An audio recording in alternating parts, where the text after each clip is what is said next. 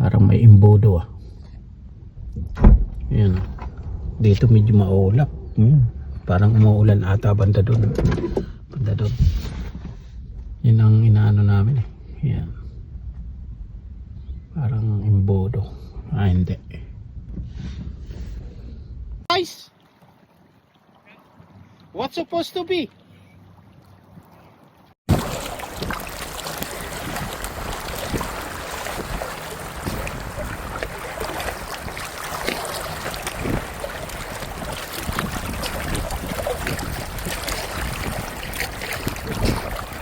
What is it?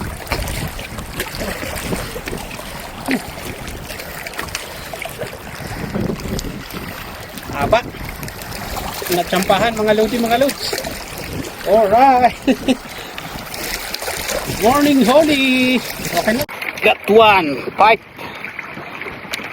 Nice.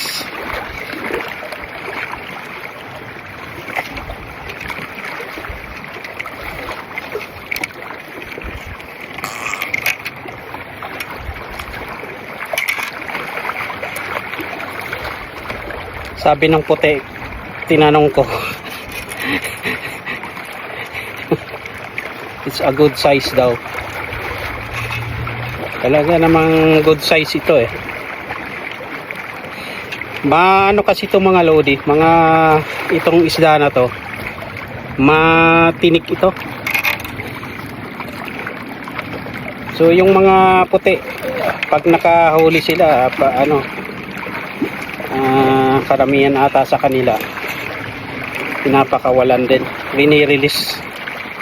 Ayaw nila ng isdang ito kasi nga mahirap linisin ata, matinik. Ang tatalim ng mga ano nito, ngipin oh. Matalim ang ngipin.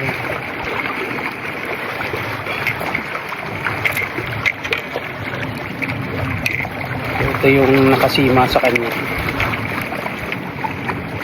talim.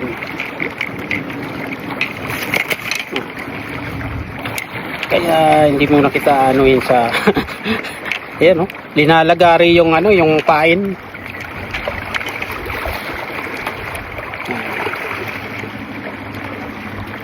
Hindi matanggal yung pain. Yan, natanggal ko na yung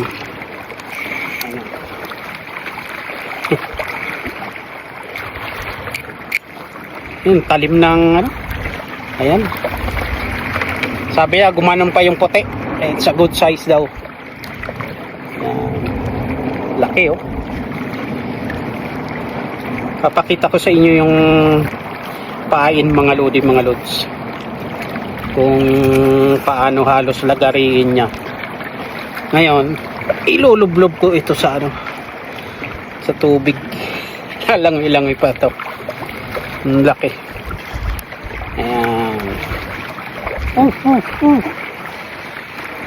Ito yung northern pike. Yung aking huli. Yan. Kakahuli ko lang yan. Haba.